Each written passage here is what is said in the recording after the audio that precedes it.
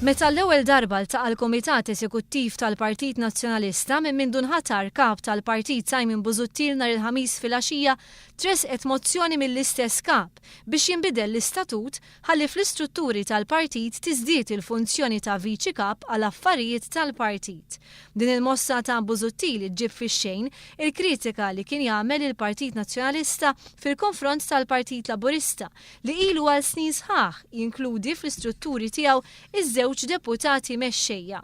Barra minn hekk jidher ċar li Busuttil għadu ma sabx mezz kif jista' jgħaqqad il-fazzjonijiet diversi li għandu fil-partit. Bl-aktar dominanti ikunu dawk meqjusin bħala liberali u l-oħrajn konservattivi.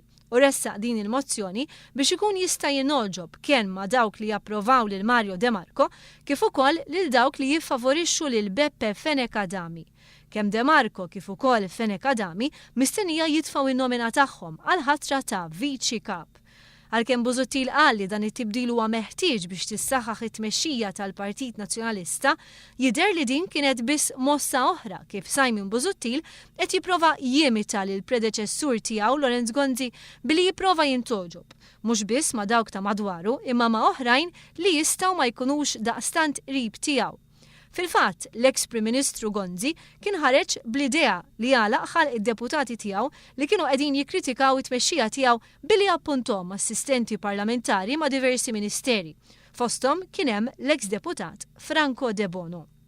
Ironikament kien l-istess Franco De Bono li sa minn kmieni fil-leġislatura li għaddiet kien jisħaq li l-Partit Nazzjonalista kien jeħtieġlu li jbiddel l-istrutturi tal-partit u kien aħrax fil-konfront tal-Prim Ministru u l-kap tal-partit Lorenz Gonzi li kien qed imexxi politika ta' appeasement.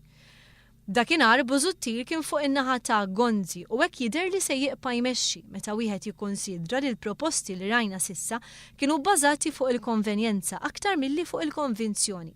Il-Kumitat Eżekuttiv tal-Partit Nazzjonalista sejjaħ Kunsill Ġenerali nhar il-Ħadd li ġej biex tiġi approvata l-emenda l-istatut tal-partit biex imbagħad jinfetħu nomini għaż-żewġ ħatriet ta' viċi kap.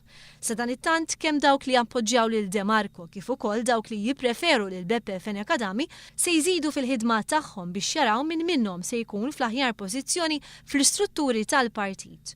Huwa mistenni wkoll li fil-jiem li ġejjin il-kap nazzjonalista Simon Busuttil jieħu l-ġurament bħala kap tal-oppożizzjoni.